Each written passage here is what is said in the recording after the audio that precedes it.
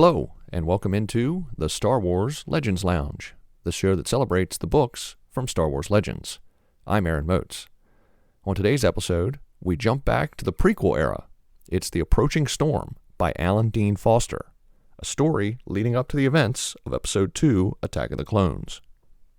The secessionist movement is gaining steam, with more and more people in the galaxy becoming disillusioned with the Republic.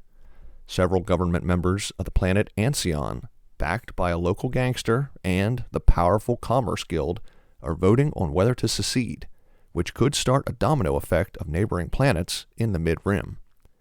The Jedi Council dispatches Masters Obi-Wan Kenobi and Luminara Unduli, along with their Padawans, Anakin Skywalker and Barriss Offee, to get the leaders to sign a pledge to stay with the Republic. But the task proves more difficult than originally thought, as the Jedi must first broker a peace between the Ancionian city dwellers and the Alwari nomads roaming the plains. Can the Jedi convince the leaders of Ancion to remain in the Republic? We'll find out coming up soon. But first, it's listener question time. I have 3 questions today. First up, it's listener Joe, who says, in canon, the only times we see Darth Vader lose in combat are either early on when he's still getting used to his new body, or when he's fighting someone meaningful to Anakin. He lost pretty bad to Ahsoka in Rebels, Obi-Wan Kenobi in his new TV show, and then ultimately lost to Luke in Return of the Jedi. Do you think this was purely mental, or did he let himself lose to the important people in his life? Great question, Joe. As I've said many times before, Darth Vader is my favorite character in Star Wars, so anytime I get to answer a Vader question, it's a little gift in my inbox. Let me start out, Joe, by saying I disagree with one implication in your email. You say that the only times we see Vader lose in combat. And I know what you're saying. Yes, Vader is the boogeyman. He destroys armies. He hunts down Jedi. He puts down rebel cells throughout the galaxy. So yes, for the most part, what you're saying is true. Vader wins his battles. But I would say that when it comes to the main beats of the Star Wars saga, Vader loses. He always loses. And that's the most important part of his character, in my opinion. Vader fails to keep Padme safe. He fails to use the Sith Temple on Malachor. He fails numerous times to defeat his former master between the Obi-Wan TV show and A New Hope. He fails to stop the rebels from getting the Death Star plans. He fails to get the location of Yavin 4 while torturing Leia. Vader fails to stop Luke blowing up the Death Star. And he fails to turn Luke to the dark side to join Vader to overthrow the Empire. Honestly, I don't think his failures have much to do with Vader getting used to the suit or any affinity he has toward Luke, Obi-Wan, or Ahsoka. I think Vader fails in the most important parts of the story because Vader is a failure. By using anger and fear and an obsession to control everything in his life and the galaxy, Vader didn't become the most powerful Force user like Anakin Skywalker dreamed of being. No, he became a slave, just like little Annie growing up on Tatooine. And that's why Vader always fails, in my opinion, because he was never able to advance beyond what he was before Anakin Skywalker fell to the dark side. Thank you very much for the email, Joe. Today's second question comes from listener Jackson, who says, if Lucasfilm came to you today with a blank check and asked you to pick a book or series you have already covered on your podcast to put on film, what would it be? You have total control over budget, set design, filming location, etc. Pick your cast of characters alive today. You can pick from veteran Star Wars actors or recast them. You have unlimited power. Great email, Jackson. Now, before I answer, let me go over the rules that you set out once again. A book or series that I've already covered on the podcast. Actors that are living today, and I have unlimited power to change things that I think could be improved upon. My first thought is to make a 4 to 5 season X-Wing series, but since Lucasfilm has a Rogue Squadron movie in the works, I'm going to take that off the table. So, I'm going to go a bit off the wall and make a combination Coruscant Nights / Shadow Games television series. A story about the nascent rebellion and the small folk in the lower levels of Coruscant, right under the nose of Imperial power. Now, I know what you're thinking. Isn't that kind of the premise of the upcoming Andor show? I admit there is some overlap, but from what we've gotten so far, it seems like most of that stuff surrounds the regular galactic citizens taking place on other planets, and most of the Coruscant stuff revolves around Mon Mothma and other senators. I'm talking about the people living 50 levels below on Imperial Center. A small cell of people who are fed up with how the Imperials are treating their neighbors, making them more impoverished, turning aliens into second and third class citizens, and they're fighting back. Jax Pavin is no longer a Jedi, but an investigator with the Coruscant police force. And Larenth Tarek is now a journalist working alongside Den Dur. And they've had enough. They used their positions to undercut the Empire and slip information to rebel cells.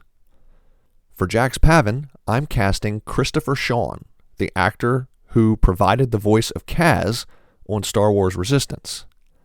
For Larenth, she's going to be played by Sonequa Martin Green of Star Trek Discovery and The Walking Dead. And for the Celestin Den Dur, he'll be voiced by D. Bradley Baker, of course, Mr. Star Wars voice acting. Now, for Dash Rendar, he'll be played by Scott Eastwood of Suicide Squad and Pacific Rim Uprising fame. And I'd cast an underworld gangster played by Walton Goggins of Justified. And of course, the big bad of the show would be an Imperial Security Bureau agent. Let's have him played by Jamie Bell. Set it in a dark, densely populated city, like how we see pictures of Shanghai or Hong Kong at night. That's the show I want to make.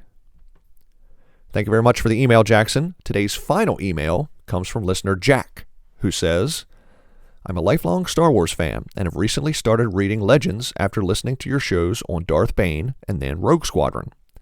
After finishing the Old Republic series featuring Revan, I was curious if you knew of any other Force users who were able to balance on the thin edge of the dark and light sides of the Force.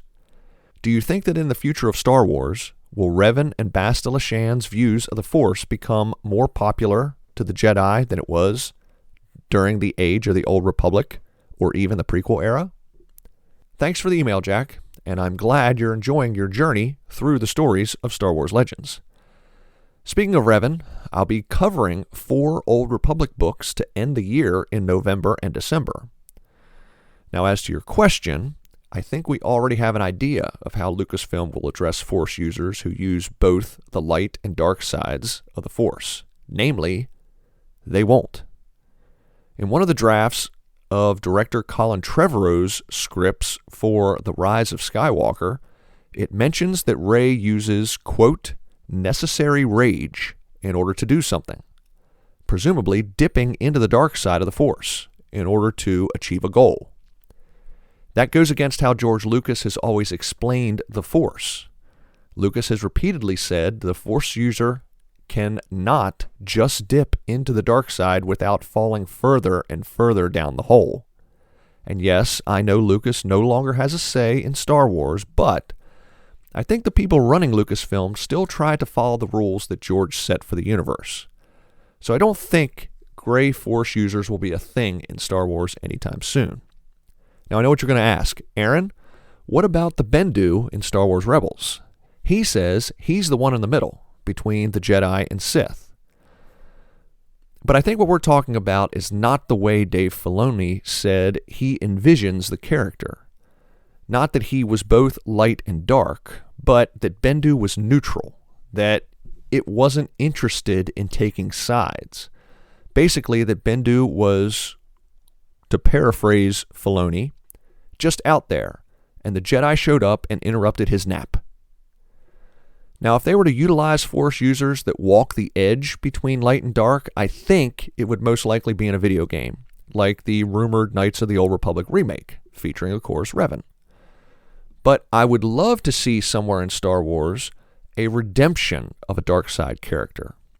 Not like Anakin or Ben Solo, where they return to the light side just before death, but an actual dark side user who sees the errors of their way and tries to repent. How will the galaxy treat them? What kind of restitution will they be forced to pay? I kind of imagine it like a former drug addict who's always living with the temptation of their addiction hanging over them, who's trying to make amends, but who is never really trusted by anyone, even their closest loved ones. I think we came close with Asajj Ventress.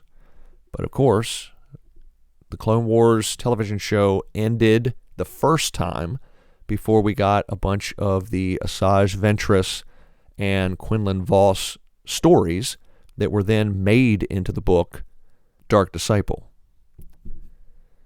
Thank you very much for the email, Jack. Now, if you have a question for the show, listener, please email me at swlegendslounge@gmail.com, or you can send me a tweet at legendslounge1.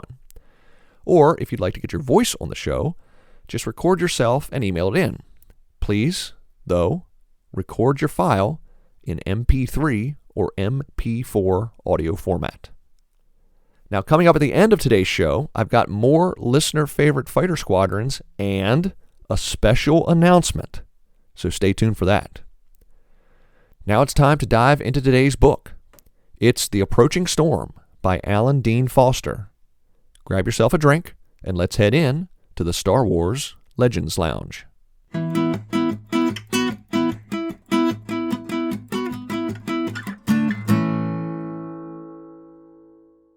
The story begins with a conspiracy.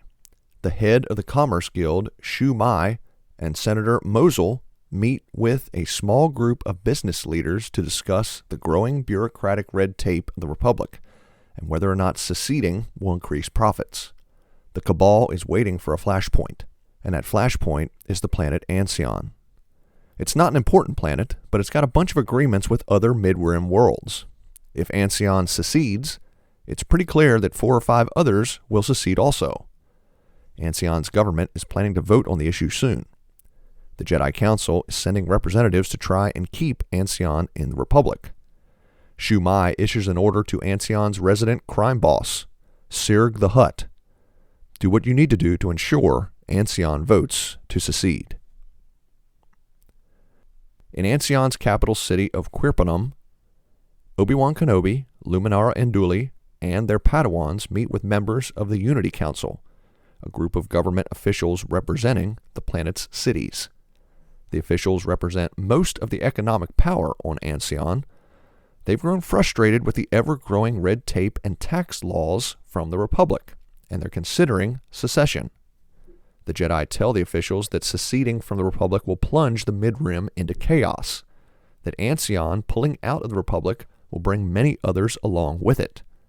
But the problem facing Ancion is really an internal one. The planet is divided between those that live in the cities and the Alwari nomads that roam the planet's grasslands. The Unity Council wants to expand its profits, but the nomadic tribes refuse to allow them to expand out of their cities, and the Republic's laws are stifling economic expansion off-world. Luminara asks the Unity Council what they can do to ensure Ancion remains in the Republic. The Council says they need the Alwari to allow them access to natural resources and development in the grasslands. As the Jedi prepare to head out to speak to the Alwari, they head to the merchant area of Quirpanum to gather supplies. As Obi-Wan and Luminara search for transportation, Anakin Skywalker and Barriss Offee search for rations and water.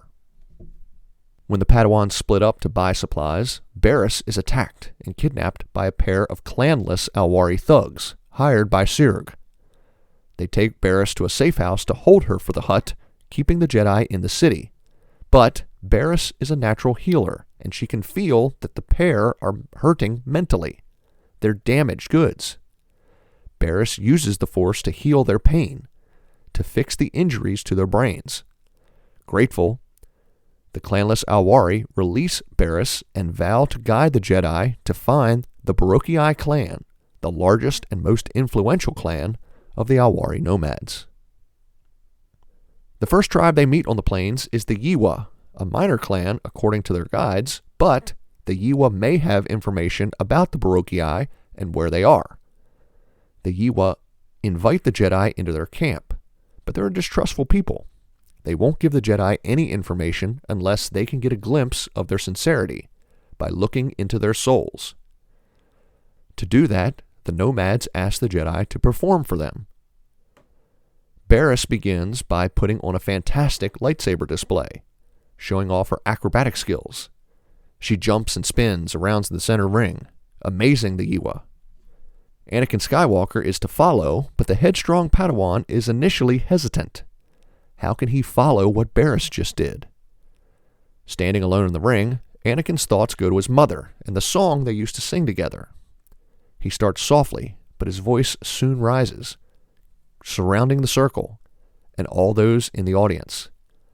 And even though many of the Yiwa don't understand Anakin's words, they can feel the melancholy and the sadness in his song.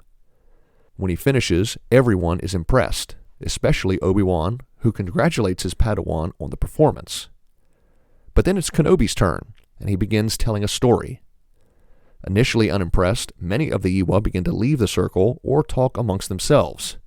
But as Obi-Wan's story grows, so it seems does Obi-Wan. His words are like honey. Soon, everyone in the camp is holding on to every word, including Anakin, Luminara, and Barriss. When his story ends, the crowd is silent, mesmerized. Finally, Master Luminara enters the ring, and she begins to use the Force, using the sand in the ring to swirl around her like a snow globe. It's a display unlike anything the Yiwa have ever seen before. The sand spins and moves around Luminara, and ends with a splash back down to the ring. The displays win over the Yiwa, and the clan points them in the direction of where the Baroquai were last seen. After a few more days of travel, the group arrives at the Baroquai camp, but when they ask for an audience with the clan elders, they're refused. The Baroquai offer their hospitality, but they're not interested in a treaty with the Unity Council. However, they agree to grant the Jedi an audience, but only if they can pass a test. Cut a tuft of fur from one of the albinos of their herd animals, and they will listen to the Jedi. The catch? There are only 2 albinos in a herd of thousands, and the animals are big, heavy, and jumpy, and they can only use traditional Alwari technology. The Jedi discuss the challenge, and they realize there isn't any good solution. Finally, Luminara decides to simply run along the top of the animals, jumping from beast to beast, searching for the albinos hiding in the center of the herd. She gets the fur and starts back, but slips and falls, disappearing from view. Obi-Wan, Anakin, and Barriss join hands and walk into the herd, using the Force to keep the animals calm, forcing them to part, allowing the Jedi a path to their fallen comrade. Anakin carries an unconscious Luminara while the Jedi exit the herd. Quickly, Barriss attends to Luminara, but luckily, her master isn't badly injured. Barriss uses her abilities to heal Luminara, and, with the Baroquai crowd witnessing her success, the elders grant the Jedi their audience. The offer is simple. The Unity Council wants access to half of the grasslands. In exchange, they'll allow the Alwari to sell their goods in the cities and at the spaceports. The elders confer and agree to sign the treaty, but only if the Jedi help them defeat their largest rivals, the Janul clan. Luminara, Barriss, and Anakin are taken aback. The one thing the Jedi can't do is fight a war for the Baroquai. But, just as Luminara begins to refuse the elders, Obi-Wan cuts in, speaking up, and agrees to the terms. Back in Quipernum, Sirg pressures the Unity Council to vote. The Jedi have been gone for too long.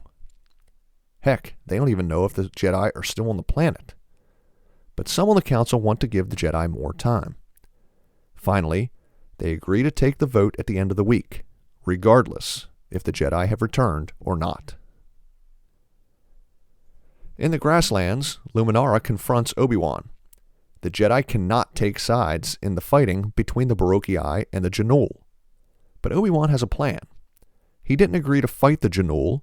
The Baroque elders asked the Jedi to help defeat the Janul. They can find another way.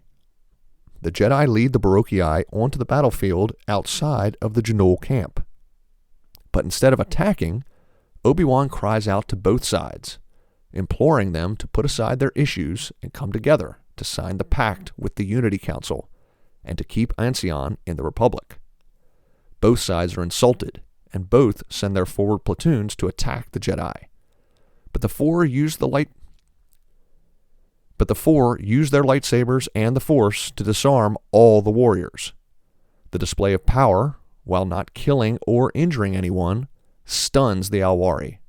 And, with the warriors no longer willing to attack, the clan elders on both sides agree to meet. Of course, they agree to the treaty, and the Jedi head back to Quirpanum. In the capital, the Jedi arrive just before the Unity Council holds its vote. But, with the treaty signed by the two Alwari overclans, the vote goes in favor of the Republic, 9-2. The secessionist movement is stymied, at least for now. Time for a break. When we come back, I'll talk more about the approaching storm. I'm Aaron Moats. Stay tuned. You're listening to the Star Wars Legends Lounge.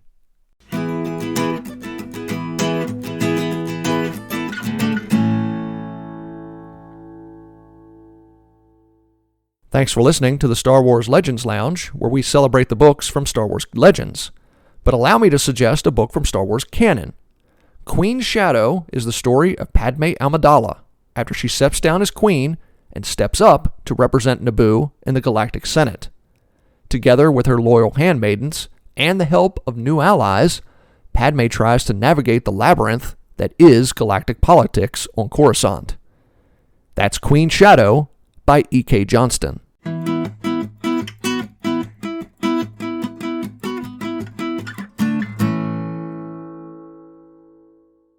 Welcome back to the Star Wars Legends Lounge, the show that celebrates the books from Star Wars Legends. I'm Aaron Moats, and today's book is The Approaching Storm by Alan Dean Foster. If you look online at many of the reviews of this book, most of them are in the middle. There are some good things about this book. There are things that people don't like about this book. I will tell you, I was surprised. I enjoyed this book more than what I thought. Now, were there parts of it that drug along and parts that I think Foster could have cut out? Absolutely. There's a section in the middle with a bunch of strange little annoying aliens that kind of remind you of Ewoks. Of course, they're not Ewoks because they can actually speak basic to some degree, but that's kind of what they remind you of. And one of them decides to go along with the Jedi to see the Baroque. I kind of wish that wasn't in the book, but besides a few of those parts, I like this book a lot more than I expected going into it. One of the things I noticed about this story is the dialogue. It's very reminiscent of the dialogue in the prequel films. The dialogue that gets criticized by many Star Wars fans, criticized by myself. These are things that you just can't say.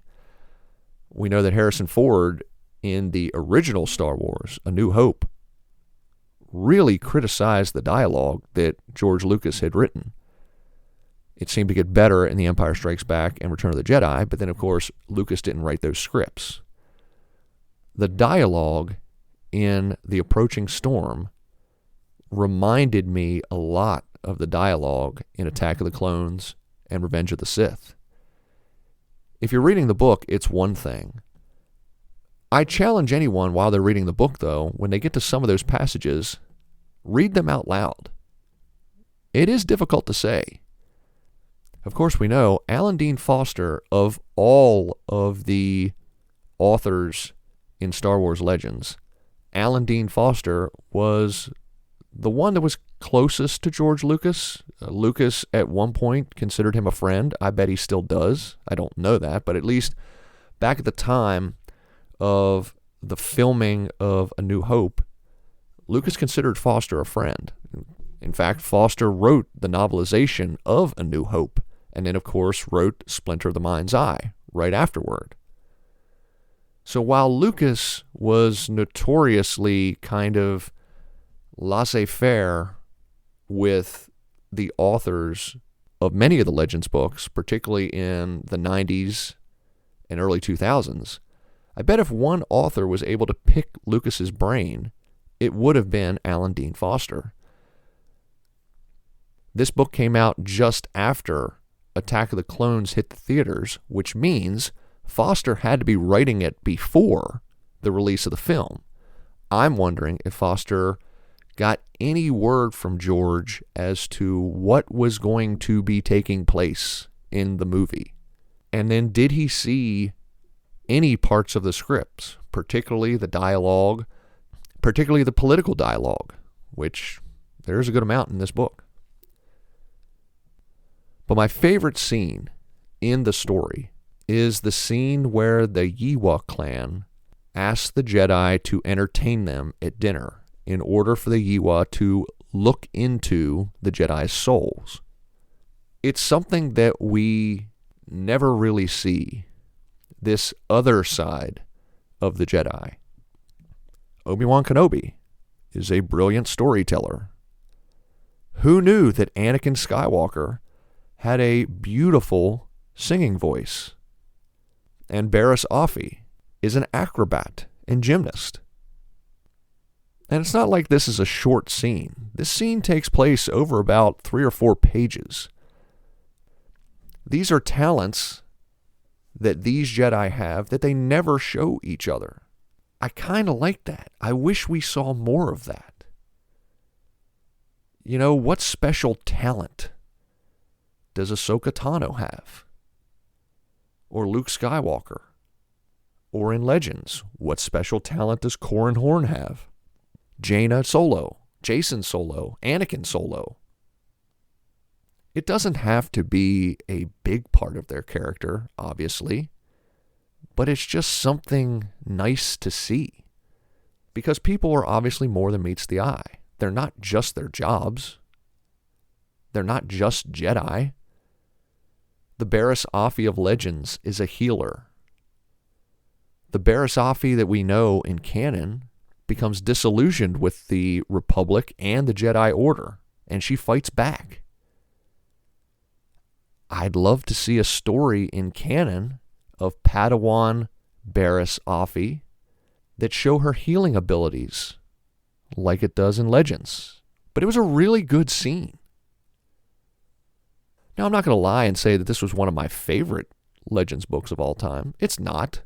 Like I said, there are slow parts to it. There are parts that I think that Foster could have done better or just cut entirely.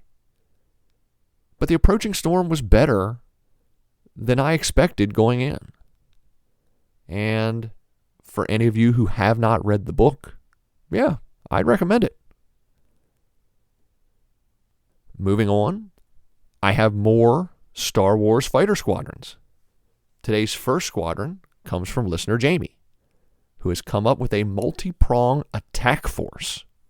It begins with Phoenix Squadron from the Rebels animated show. Hera Syndulla, Kanan Jarrus, Ezra Bridger, Zeb of the Lothal, and Sabine Wren. And since Kanan doesn't like working with stormtroopers, they're going to be supported by the 1st Wookiee Expeditionary Force, consisting of Chewbacca, Chowdhury, Drianta, Sharan, and Lobaka, and an X-Wing squad of support featuring Wedge Antilles, Poe Dameron, Corran Horn, and Janna from The Rise of Skywalker. Then, also in support is the Millennium Falcon, crewed by Han Solo and Rey, with Finn and Lando as the gunners. A ground attack team featuring the Bad Batch, led by Captain Rex. And their air support will be led by Luke Skywalker, Anakin Skywalker, Din Djarin, and Boba Fett. They all fly their own ships, X-Wing, Jedi Starfighter, N1 Starfighter, and Slave One. Jamie says he feels that you would see a lot of havoc being raised and the enemy running in fear. Awesome picks, Jamie. I love it, love it, love it. Now today's second entry comes from Dan B., who has named his squadron Twins Squadron, partially because of the twin theme throughout Star Wars, but also because Dan says he has twins of his own. So, 3 flights of fighters and a wildcard pilot in each flight. Dan says the wildcard is there to keep everyone on their toes. So, here we go. Twin Squadron. Twin 1, Jedi Master Plo Koon, Squadron Commander and the leader of one flight. Dan says Master Plo is a great pilot and teacher. Twin 2, Ahsoka Tano.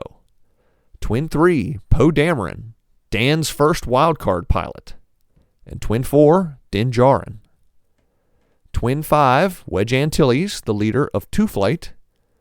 Twin 6, Iden Versio from the Battlefront 2 video game. Twin 7, Hera Syndulla. And Twin 8, Han Solo, Dan's second wildcard. Twin 9, the leader of 3 Flight, Anakin Skywalker, another wildcard pilot. Twin 10, Chewbacca. Now, Dan, I got to ask a question. Do you think Chewie is disappointed, or is he actually happy that he's not in the same flight as Han Solo? Something to think about. Twin 11, Luke Skywalker, and Twin 12, Rey Palpatine Skywalker. Great selections, Dan B. Again, everybody keep them coming. Send me your Starfighter squadrons, and they can be from anything.